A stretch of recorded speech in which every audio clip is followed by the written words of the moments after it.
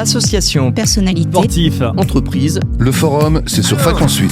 Fiscalité, la location meublée, c'est une opportunité non dénuée de risques et nous sommes avec Maître Samira Derès, avocat fiscaliste qui, pour nous donner un peu son analyse, et également un expert comptable avec Alexandre Michel, donc expert comptable Account Revision. Alors, qu'est-ce que c'est la location meublée, Alexandre ? Bien, en fait, la location de meublé, il s'agit en fait d'une personne qui va louer donc un bien immobilier dans lequel en fait sont présents en fait des meubles, tout simplement, du mobilier, de façon à le rendre habitable immédiatement. En fait, je pense que, et vous êtes sur cette analyse, c'est de se dire, oui, je paye trop d'impositions sur mes revenus fonciers. Est-ce que vous n'avez pas une autre méthode à me conseiller, à me préconiser ? Et on a souvent entendu ces conseils qui vous disaient, mettez des meubles, louez avec des meubles, faites en sorte que ce soit une location meublée. Quelles sont un peu les conditions pour qu'on considère que c'est une location meublée ? C'est qu'il y ait un minimum de meubles permettant l'habitation donc rapide dans le lieu. Donc à savoir un lit, des tables, tables, chaises, voilà. Cuisine, on va dire déjà. Voilà, aménagé. Voilà. Donc effectivement, ça peut être intéressant donc de louer en meublé. Maintenant, comme vous le disiez tout à l'heure, c'est pas dénué de tout risque. Et cela ne solutionne pas tout. C'est-à-dire que ce qu'on peut dire, je ne sais pas si je peux partir tout de suite sur la partie fiscale. Si, allez-y, okay. C'est un débat. L'intérêt, effectivement, c'est que plutôt que d'être taxé à l'impôt revenu foncier. En revenu foncier, donc les loyers se taxaient au revenu foncier, moins éventuellement les charges si on est sur un régime réel. Là, on serait taxé en BIC. En fait, fiscalement, la location meublée est analysée comme une activité commerciale et donc relevant de BIC, donc des bénéfices industriels et commerciaux. Là, la particularité, et donc ce qui va peut-être avoir une incidence aussi sur l'intérêt du régime pour le contribuable, c'est qu'on va devoir distinguer selon qu'il s'agit d'une location meublée à titre professionnel ou à titre non professionnel. LMNP ou LMPP. Et voilà, c'est ça. Alors, très schématiquement, lorsque les loyers générés par le foyer sont supérieurs à 23 000 € et que les loyers en question représentent plus de 50% des autres revenus du foyer, on sera considéré comme ayant une activité de professionnelle. Location meublée, professionnelle. LMPP. Et donc, dans les deux cas, de toute façon, on aura la possibilité d'amortir le bien, puisque, comme je le disais, on est dans le cadre d'une activité assimilée commerciale, donc on bénéficie d'une comptabilité commerciale. Donc l'amortissement peut être très utile et c'est souvent ce qu'on, entre guillemets, on vend aux contribuables qui souhaitent faire de la location meublée. Il faut savoir que cet amortissement sera limité. Malgré tout, limité à la différence, l'excédent entre le loyer et les charges destinées à l'entretien de ce bien. Tout à fait. Et il y a possibilité également d'amortissement. Voilà, exactement. Et c'est pour ça que cet amortissement va être limité. L'excédent d'amortissement qu'on n'aura pas pu imputer donc, du fait de cette règle, qui est prévue à l'article 39C du Code général des impôts, pourra être reporté les années d'après et imputé au-delà donc, du seuil. L'autre spécificité et particularité de la location meublée, c'est le régime TVA. En fait, ce qu'il faut savoir en matière de TVA, c'est que par principe, les locations à usage d'habitation sont exclues de la TVA. Donc, il n'y a pas de possibilité d'option, c'est exonéré, il n'y a pas de possibilité de mettre de la TVA sur ce type de location donc, et ce type de service. Toutefois, lorsque, dans le cadre de la location meublée, il sera réalisé au moins 4 des 3 prestations prévues par le Code général des impôts, là, en revanche, on sera de plein droit dans l'obligation de soumettre les locations à la TVA, et ça au taux de 10%. On peut les rappeler rapidement quand même ? Alors, effectivement, donc les 4 prestations prévues, le petit déjeuner, le nettoyage régulier, l'accueil et l'accueil même non personnalisé, et également la fourniture de linge de maison. Donc si 3 de ces prestations sont réalisées, le contribuable ou le bailleur sera nécessairement dans l'obligation de soumettre sa location à la TVA. L'intérêt qu'on y trouvera, si on l'a anticipé en tout cas, c'est de pouvoir également, en sens inverse, de pouvoir déduire la TVA sur les dépenses qui seraient réalisées en vue de permettre cette location. Alors, si on est dans une société à l'IS, est-ce que ça rentre dans Oui. au niveau de la TVA? Alors, au niveau de la TVA, il n'y aura pas de changement. En revanche, pour une société à l'IS, on appréciera différemment en fait les conditions d'exercice d'une activité Professionnelle ou non professionnelle. Et donc, par principe, les dirigeants d'une société à l'IS devront satisfaire aux conditions suivantes pour être considérés comme ayant une activité professionnelle.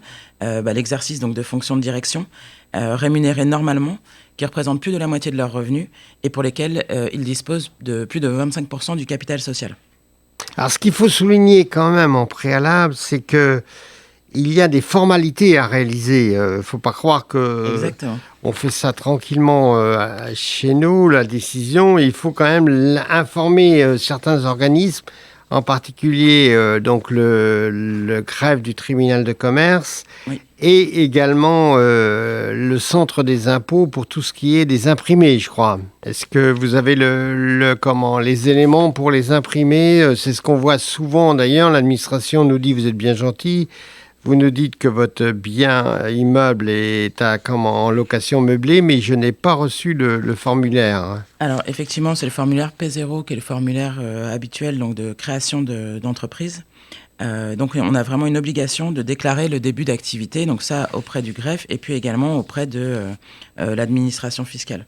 Alors idéalement, lorsqu'on le fait seul, on aura plutôt tendance à faire appel au CFE, donc au centre de formalité des entreprises qui se situe tout à fait. dans les chambres de commerce et qui, l'avantage en fait de passer par le CFE, c'est que le CFE s'engage ensuite à diffuser à tous les organismes la création de l'entreprise que vous venez de lui annoncer. Alors, ce qu'il faut quand même souligner à partir de là, c'est que suivant le régime, soit on est en professionnel, soit on est en non professionnel, et si on est en professionnel, on se retrouve être affilié sur le plan social. Qui veut nous parler de l'affiliation sociale? Alexandre, peut-être 2 mots? C'est-à-dire qu'on va se retrouver sous une couverture RSI, c'est-à-dire le régime des indépendants. Exactement. En fait, on est assujetti donc à la même couverture que les professionnels. En fait, on va donc se retrouver assujetti à la sécurité sociale pour les indépendants, le régime de droit commun. Au régime auto-entrepreneur si les recettes ne dépassent pas 72 600 €, ou à l'URSSAF si les recettes dépassent 82 800 €. Et donc, il faut faire très attention parce que ça peut faire courir, mais il y a le délai de prescription. Mais le problème, c'est qu'on peut se voir demander des rappels de cotisation. Exactement. En fait, on se retrouve assujetti aux mêmes conditions que les professionnels d'autres domaines. Et il faut quand même reconnaître aussi que vous pouvez dire « Ah bah oui, mais moi j'ai déjà une protection sociale que j'assume. Celle-ci s'ajoutera. » Eh bien, en fait, lorsque un professionnel réalise en fait deux exploitations différentes, en fait, lorsque l'on est soumis en fait aux prestations sociales, on est affilié donc de base obligatoirement au régime de retraite. Voilà, mais ce sera de la solidarité si on a déjà un régime obligatoire ou si on est en retraite. Exactement. Ce qu'il faut également souligner, c'est que pour des aspects concernant les étudiants, il y a un régime relativement favorable, je crois, Maître Derez, concernant lorsque vous êtes dans une habitation principale et que vous prenez un étudiant dans une chambre, oui. Vous bénéficiez d'un régime assez quand même favorable.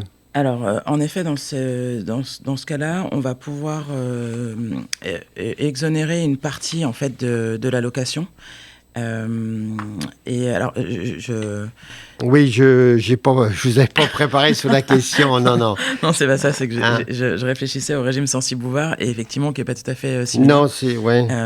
Mais effectivement, donc, dans cette hypothèse-là, on va pouvoir bénéficier d'une exonération sous réserve de ne pas dépasser certains seuils. Et donc, notamment, alors je n'ai plus tout à fait en tête, mais il me semble que c'est 800... pour permettre quand même le logement d'étudiants ou de c'est 760 jeunes. €, voilà, c'est ça. Et on le voit beaucoup dans des grandes villes ou des villes métropoles. Ouais, et donc là, on aura effectivement par rapport aux facultés, aux universités qui sont autour. Oui, tout à fait. Alors, ce qu'il faut, concernant, Alexandre, l'aspect, il y a l'option sur le plan fiscal, parce que c'est pas le tout de dire si on se retrouve au micro, si on veut être au réel, d'ailleurs, qui est le côté le plus favorable, il faut opter. Peut-être que Maître Derez peut nous ajouter un petit mot là-dessus. On l'a évoqué dans le cadre de la loi de finances, voilà. notre émission qu'on a animée ensemble. Là, désormais, on va pouvoir opter pour le régime du réel, si on le souhaite, jusqu'au dépôt de la déclaration de l'année précédente. Donc, effectivement, il faut s'interroger. Alors, l'avantage du régime micro, ça va être la simplicité, c'est-à-dire que très simplement, on prend déclarer les loyers. Voilà, les loyers, on fait un abattement de 50% et ce qui reste est taxé à l'impôt sur le revenu. Voilà. Ça peut sembler intéressant parce que simple. En revanche, effectivement, si on est sur un régime réel et que en réalité que les charges sont supérieures à 50%, on aura intérêt plutôt à être sur un régime vraiment de réel. Sachant que l'amortissement va permettre aussi d'avoir un montant de charges assez conséquent. Donc souvent, entre l'amortissement et les intérêts d'emprunt, on a plutôt intérêt à être dans le cadre d'un régime réel, même si c'est un peu plus lourd. Ça peut être plus intéressant pour le Tout à fait. Alors, c'est là qu'intervient un petit peu la limite de l'amortissement par rapport aux résultats. Hein. Oui, effectivement. Donc, ce dont on parlait tout à l'heure, c'est-à-dire que l'amortissement ne sera déductible qu'à hauteur de la différence entre les loyers et les charges constatées pour mettre à disposition ce bien. Et si le montant de l'amortissement, donc réparti de manière linéaire sur la durée de vie du bien, est supérieur à ce montant-là, l'excédent devra être reporté et pourra être imputé sans durée maximale sur les bases, les années. Hein. Voilà, puisque, en fait, le déficit est imputable sur 10 ans, tandis que l'amortissement, lui... Celui-là, voilà. Pas de limitation. Sans limitation. Alors, bien sûr, quelques côtés sur l'IFI, ça rentre dans la base, on va pas... Voilà, ça rentre dans la base. Après, de l'impôt sur la fortune immobilière. Exactement. Alors, il y a des subtilités à distinguer selon la location meublée est réalisée en direct par le contribuable ou via une société. Mais très schématiquement, effectivement, lorsqu'on est en direct et que le contribuable peut qualifier sa location de location meublée professionnelle, en principe, il y a une exonération de l'IFI. Si ce n'est pas le cas, là, on a une taxation dans les bases de l'IFI. Et pour l'activité de location meublée qui serait exercée dans le cadre d'une personne morale, il faudra que l'activité soit exercée à titre professionnel, de manière effective et à titre principal. Voilà. Et aussi qu'on réponde aux conditions des biens professionnels. Donc ça, j'insiste vraiment sur ça parce que j'ai vu typiquement des contentieux de clients à qui on rejette la qualification de LMPP. De LMP, en effet, parce qu'il n'y a pas d'activité vraiment professionnelle, dans le sens où la gestion du bien est déléguée à des tiers. À des tiers, voilà, type Pierre et Vacances ou autres, sans faire de Tout à fait. publicité. Donc il faut être vraiment vigilant lorsqu'on réalise une activité dans le cadre d'une société de personnes. Il faut avoir... Alors, juste quelques mots sur le Censi-Bouvard pour expliquer qu'il y a possibilité de bénéficier d'un amortissement sur l'impôt sur le revenu. Voilà, c'est ça, c'est l'équivalent d'une réduction d'impôt. Voilà. Donc là, de la même manière, ce dispositif a été prorogé dans le cadre de la loi de finances. Très schématiquement, là encore, il faut que le bien soit loué, le bien immobilier donc soit loué à un établissement social ou médico-social pour des personnes âgées ou des personnes handicapées. Voilà. Également aussi pour des étudiants, c'est ce que j'avais en tête d'ailleurs tout à l'heure. Et dans ce cas-là, on va pouvoir amortir, en tout cas conserver 11% de la valeur d'acquisition du bien qui n'excède pas 300 000 €, la répartir sur une durée de 9 ans.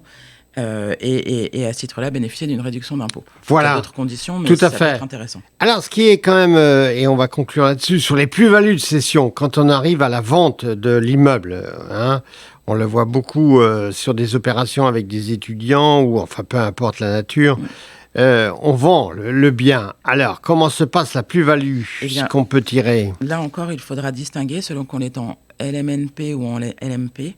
Lorsqu'on est en LMP, donc location meublée à titre professionnel, la taxation se fera selon le régime des plus-values professionnelles. Plus-value professionnelle, voilà. Taux forfaitaire. Alors que lorsqu'on est en location meublée non professionnelle, on appliquera les plus-values privées, les plus-values immobilières. Voilà, classique au niveau immobilier. Et les abattements, oui. Qu'on retrouve souvent, puisque c'est le notaire qui est chargé de recouvrir l'impôt sur la plus-value. Effectivement, mais c'est là où il faut être bien vigilant, en effet, quand on vend sur la nature du bien. Voilà. Pour pouvoir prélever l'impôt à la source ou pas. Alors, quelques éléments en réglementation touristique. Qu'est-ce qu'on entend beaucoup parler des Airbnb, Abritel, Holidays, c'est-à-dire on entend parler beaucoup de gens qui mettent en location un mois, ça leur permet d'aller ailleurs, enfin bref. Sur l'habitation principale. Oui, ce qu'on peut dire là, c'est que la location ne doit pas durer plus de 120 jours par an. Voilà. Et donc, lorsqu'il s'agit de louer donc, sa résidence principale, la résidence principale, c'est un logement qui va être considéré comme ayant été occupé pendant 8 mois minimum par an, sauf obligation professionnelle. Et en revanche, pour les résidences secondaires, il n'y aura pas de limitation du nombre de jours dans l'année. Cependant, donc pour un même locataire, la durée de la location ne pourra pas excéder 90 jours, qu'il s'agisse d'une résidence principale ou d'une résidence secondaire.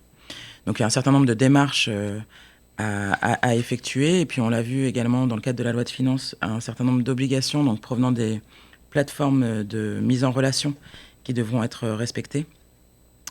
Moi, il y a un certain nombre d'obligations. Voilà, et on y ajoutera les taxes de séjour et également le CFE en niveau imposition qui vont s'y ajouter par rapport à l'activité. Oui, donc beaucoup de en quelques mots, maître, vous qui êtes un spécialiste, avocat fiscaliste, carcrève fiscal, quelques mots, maître Derès, sur donc l'avantage il faut être prudent. Il faut être prudent. En fait, moi, ce que je recommande, c'est vraiment d'être conseillé, d'être entouré avant la mise en place de la location meublée pour éviter, en effet, les écueils ou les impairs, et puis pour vraiment se projeter en faisant des simulations. Donc c'est là où il y a un intérêt aussi à être en relation avec un expert comptable pour faire des simulations, pour se dire quelle est la meilleure situation fiscale pour le contribuable en question. Et être sûr et certain du choix qui sera réalisé pour avoir une certaine sérénité dans le cadre de la location meublée. Et il reste aussi, il faut le rajouter, je pense en conseil, sans aller trop loin, toujours possibilité de l'IS, il y a toujours possibilité d'opter à l'IS sur des biens immobiliers également. Oui, en effet.